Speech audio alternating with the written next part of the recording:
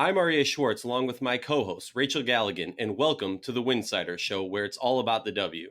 We are very honored to be talking with WNBA legend and head coach of the New York Liberty, Katie Smith.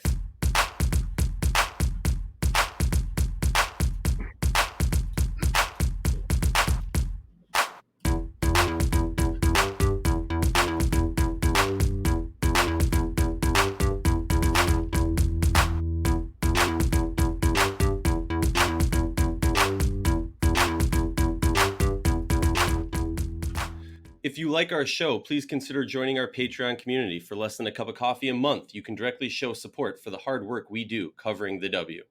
Very honored, like I said, this episode for our first guest, our first real guest of the season. We have one of the most infamous names in all of the WNBA, Katie Smith, and current head coach of the New York Liberty. Katie, say hi to the folks and welcome to the show. Hello, everybody. Thanks for having me. As always, I'm here with Rachel. Rachel, why don't you also say hi? Hi, everybody. Glad to be here. So Rachel hates when I make her say hello to everyone. I hate it. I hate it so much. She just wants to talk basketball. So let's dive right in. And the focus of this episode, as we talk, Katie, is really about the growth of this team as you've taken over as coach. And something I always am so curious when talking to coaches is when someone takes over, you obviously have aspirations to win the championship your first year, but I think it would be almost unrealistic or naive to think that it would just happen like that. You walked into a respected roster with some of the greatest players in the league right now, just Tina Charles right off the top of my head. But, obviously you have a game plan of how you want to do over the first few years of the season. How do you feel, or not of the season, of your career as head coach, how do you feel this team has been doing and kind of what's your growth mindset or couple year plan for this team? Yeah, I mean, we always want to be competitive, and I think the league in general, from top to bottom, it's so tight and very little separates each team that every given night, you're battling, and if you don't show up both mentally and physically, then you're going to get beat, and that's what makes it so much fun. But it also makes it very, very hard because the margin for error is small. For me, it's to go out every night and to be prepared to execute the game plan, to give maximum effort in everything that you do. It's not about being perfect. It's not about doing everything exactly right or making every shot. It's more about finding a way to get the job done. And I think that we've from last year to this year have created our energy, the pace that we play at, the defense I think has increased. We still a lot of room for improvement in those areas. That's why we're a little inconsistent. Would like to be more consistent, and definitely want to be able to score the ball easier and better. We're field goal percentage, even prior to me taking over, was never top of the league, and something that we always had to hang our hat on defense, and that's something I have no problem with. But we do have to find easy ways to put the ball in the hole to be able to, not put so much pressure on our defense. But again, we want to build, we want to grow our young players, we want to make sure that we're adding people in the draft, and then going out there and executing, competing. And honestly, it's competing every night and trying to be the best team we can. Coach, hey, this is Rachel. So happy to have you on. You talked about defense, and towards the end of June into the early part of July, you guys hit a pretty good little stride and a 4-game win streak. And during that time, I was kind of breaking down some numbers, and you were really holding teams to, I think it was like under 78 points a game, which at that time was some of the best defensive output I think we've seen, especially out of this year. And I think the interesting part to me with this team is you talked about offense, you talked about defense, and I think like when you're defending, obviously that's a huge part of as to winning games and being able to hold teams down, in the 70s is huge. But offensively, talk to me a little bit about just the versatility you guys have had. Like there's been so much we've talked about. Liberty being kind of a one-trick pony. There's so much on Tina's shoulders, but it's not really the case this year. You're seeing so much more versatility from a scoring standpoint. Yeah, and it's, as you said, the defense needs to be an everyday thing and as consistent as possible. But Tina is definitely a pillar and somebody who we go through, who gets a lot of attention, who gets a lot of touches, and continue to need to have her be aggressive on the offensive end. But you're right. I think Kia Nurse has built on her rookie season, her overseas season, both overseas in Australia and then when she played with the Canadian national team at the World Cup. And coming in, she worked on her game. Her mid-range game is better. She constantly puts pressure on the defense. And people know her as a three-point shooter, so now she's got to read it, right? They're going to run her off the three-point line. Now you got to put the ball on the floor and then make a play, whether it's you scoring or you finding somebody. I think her mindset of being that next scorer and another threat has just kind of continued to grow from her rookie season. Durr, I think Asia Durr she just kind of slid right in. And, her skill set really is a pro skill set. There's nothing in this league that really is like, oh my gosh, a surprise. Like, will she be able to handle it? The kid knows how to play. She knows how to score the ball. She can shoot it, all levels. She's got another burst, I think, in her. Well, sometimes she'll take off and accelerate and get to the rim, and you're like, man, that is it's wild. So like her scoring and that stuff, and also in the defensive end, I've been pretty impressed with Asia on the defensive end of being able to chase folks. Now it's a lot different in the sense that she's going to guard somebody every single night that's one of the better players, and that's a lot of work. And I know rookies, it's a long grind from their college season to the pros, but I think she's done an excellent job and somebody who we need to stay aggressive and to be also a threat and an attack mentality every single time. I think Zowie's had a good year. I think Rashonda Gray. I think Beck Allen. Before she got her hand, broke her hand, was really doing that. We need to get her back and finally have Hartley's here after her European Championships and now Maureen Johannes. So we've finally got our whole squad. But I think we do have a deep team. And I'd love for us to push pace, to continue to attack things, get easy buckets. But again, we've got to put the ball in a hole. We're not doing that as consistently as we'd like to. And again, that puts a lot of pressure on your defense if you're not locked in or if somebody has one of those nights. Can you talk to me about how you decide your front court rotation? Because I like to put on the head coach hat and be like, oh, they should do this, they should do this. But I'm always shocked at how intelligent you come off in those lineups. It's hard. You're balancing a lot of things. It's what's your best lineups in the sense of. So sometimes you think, all right, who's good at pick and rolls and who can handle the ball under pressure? Who you might have a shooter that isn't great at pick and rolls, so you don't want to have two people out there that can't handle the ball under pressure well enough, but they can space the floor. And your PG, there's times where you need a thinker and you need somebody who's going to get you in sets. And then sometimes you need a disruptor who's going to fly up and down and just get in the gaps and create off the dribble because you just need to break the defense down. Post players, it's, do you need a little size? Do you need somebody who can stretch it so you can open up the paint and open those lanes up? So there's a lot to it. And also the energy in the defense and making sure that you're executing and locked in and ready to start the game, which, there's points we're not as consistent as we'd like. We've had some games we've started out really, really well. We've had some we've kind of not. And then the third quarter has also been a quarter that hasn't been great to us, and it hasn't been great to us. We haven't come out ready to go and usually get popped. So we've been playing around with that as well, trying to figure out maybe what would work, what maybe some changes will work. But trying to keep always the thing for us and coaches is to make sure everybody knows that their number is going to be called, and to make sure that no matter what's happening, whether you start or don't start, or when you come in, that you're always locked in and ready to make an impact. And then you'll end up playing and having a huge make a difference in the ball game. I'm curious about obviously WNBA. You have so many moving parts because there's constant players coming from overseas. There's so many different obligations that players kind of have to. Every team's facing it at one point or another, whether it's early in the season or late in the season.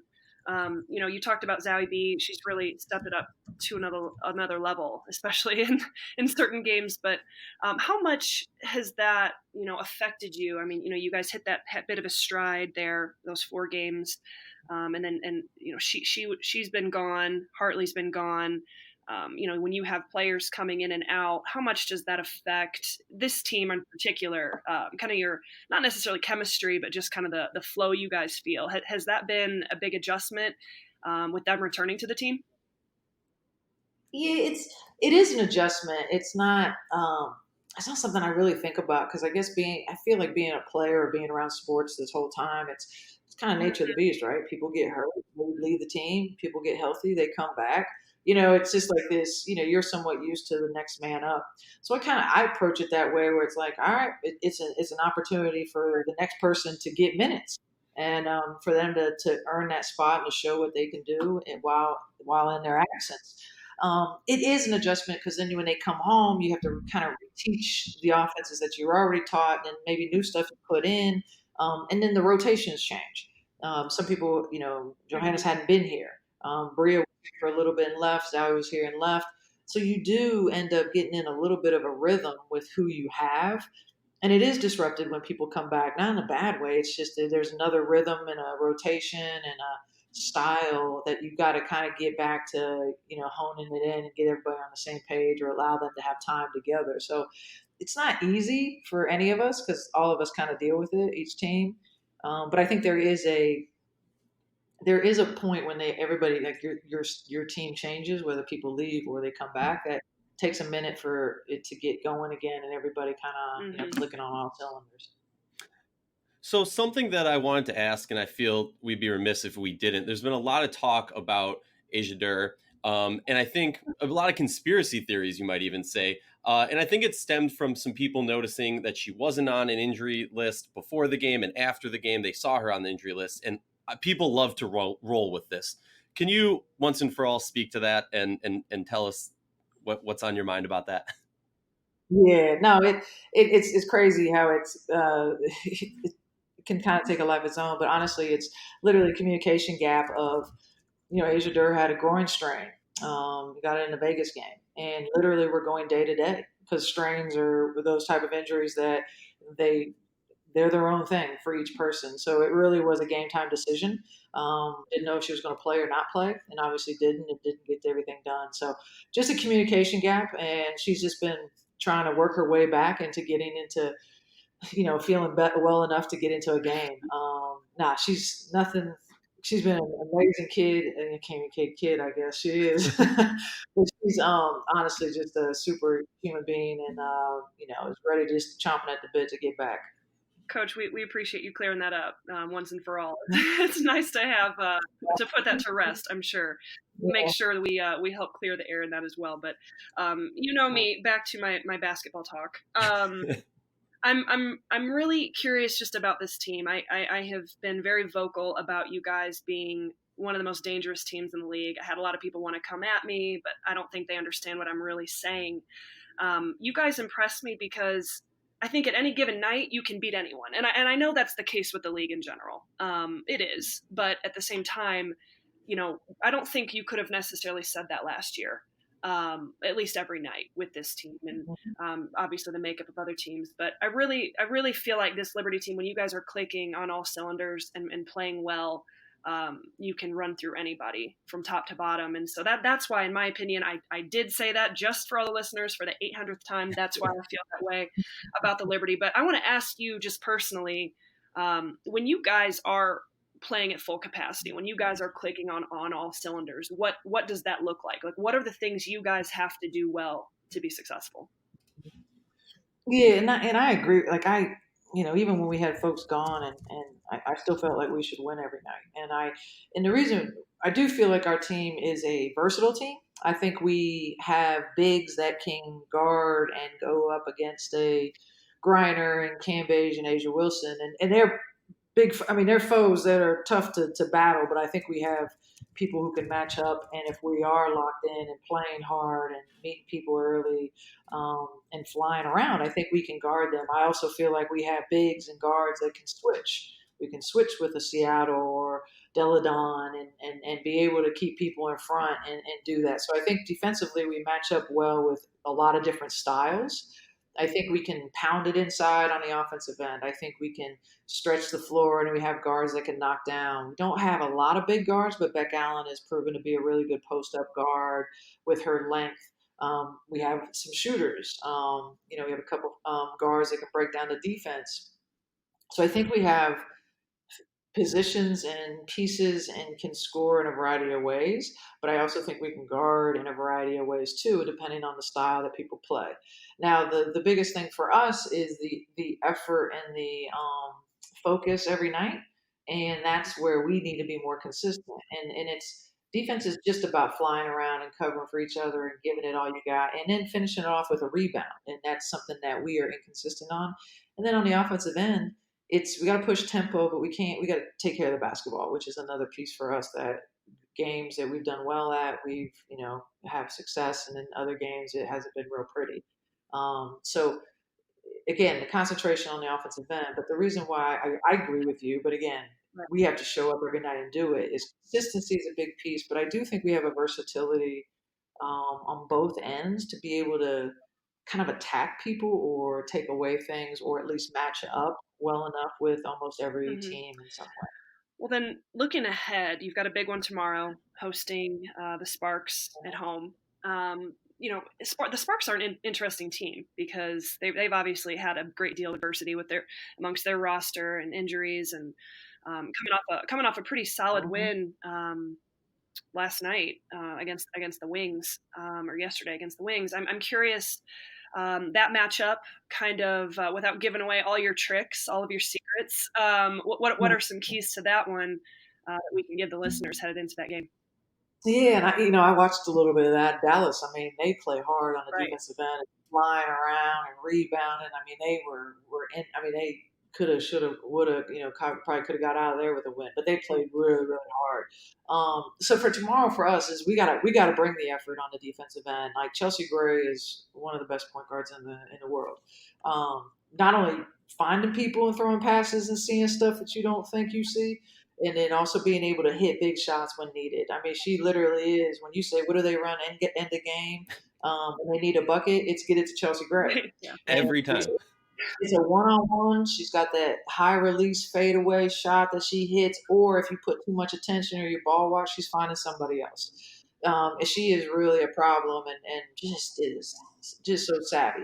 So obviously it's her. It's containing her, protecting the paint, making them again contested jump shooters. But Nneka and Shanae keeping them off the boards, making sure that we're not allowing them to get extra possessions.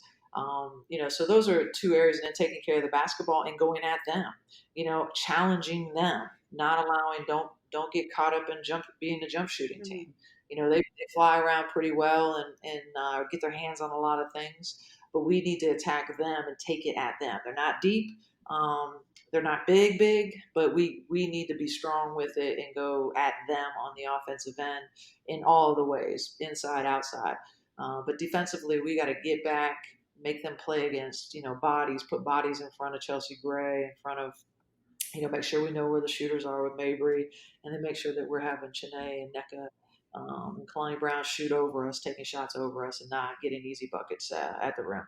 So for our last question, I have a fun one. I'm sure you've been asked this a million times, but it racks my brain. How hard of a transition was it for you going from being on the court and being able to physically affect the issues you see going on with your team versus having to step back and talk about it? It is hard in the sense of the frustration of like, you know what I mean? Like they don't see it, they don't, but you always are like, okay, how do you teach it? How do you say it? How do you show? Does video work? Do we have to drill it? Do we, you're always constantly just thinking about, okay, well that didn't work. Boom. Okay, that didn't work. So it's like you're always trying to take it back and trying to give them what they need. But when you think you've laid it out clearly and it still doesn't happen, is when you just are like, you remember all the stuff your coaches used to tell you, like can't want it more than you, and you can't, all these cliche things that you heard over the years that you're like, oh my gosh. But also when they do the things, or at least or try to do the things that they're capable of, that you want them to do, when they cover for each other and they're flying around and you see that joy of like figuring it out, it just makes it's amazing to put them in a position to help them win, because it really is us working together, and that's what's fun about it, is that you're still I see things in my world, what I see, this is what I like, this is what I, think that may work, but it's nice to see and hear, all right, this is what you guys got to be bought in. This is what we're doing. All right, this is what we're doing. All right, let's get this done and we'll tweak it as we go. So it's a lot of fun, but it is hard because you really cannot, you really do have to speak it and show it and say it in a way that they understand. And it's sometimes what you see and they see two different things. But it's just a lot of fun to be able to compete still in this way with this group. And then every day you're literally just trying to figure out how to get better and what to do, work on that can help them, going forward and help us correct some of the things we need to correct. I'm just honestly really impressed with your demeanor on the sidelines because you see a lot of former high level competitive players, even myself back when I was coaching, like I would like pop blood vessels in my head because it's like you just lose, you feel like you want to have that control but you can't, and you're always over there so cool, calm, collective, at least. Yeah, I don't know about, now you got to ask Herb about that. And I have, moments, but overall, it's, you just calls and little things. You do get frustrated, but you also, I do, like, I wish I was a little cooler all the time because you want them to, you don't want to work them up any more than they already are. And I always know that they're trying to do what they're being asked. And I know that when things aren't going well, they don't want to be beat up anymore. So you do try to keep yourself in check to make sure that you're giving them what they need and understand when you need to light them up a little bit. And, so it's a fine line. But you're always trying to tap them on the back and, keep it up, like go out there and finish this thing off. But it is interesting. Some days you stand, some days you sit, some days you don't know what to say. So it's always interesting. I'm always curious why coaches are standing or sitting or what goes in behind that. It's very interesting. What I always thought before, I always wondered, I was like, man, I wonder what I'll be like. And I don't even know now. Like some days it's just, all right, let me sit down and not pace. Other days you're up and at it. Part of it's communication. Part of it's being able to yell out what the other team's running. If you have the calls, some of it's to holler at a ref. It's just, yeah, I don't know if there's a rhyme or reason to anybody else. There's not a whole lot to mine except for maybe what's going on at that moment. But yeah, it is a little interesting to watch all of us in our own little worlds. Well, Coach, thank you so much. We know you've got a big one you've got to get prepping for tomorrow, but thank you for coming on the show. We appreciate your time so much, and best of luck this second half of the season, and enjoy a little bit of the All-Star break. Yeah. Again, thank you for coming on the show. We appreciate it. Appreciate you guys a lot. So keep it up. Thank you. As always, we believe the players of the W and its community deserve the same in-depth analysis and respect that men's sports receive on a daily basis. Please consider joining our Patreon community to help support us in the hard work that we do.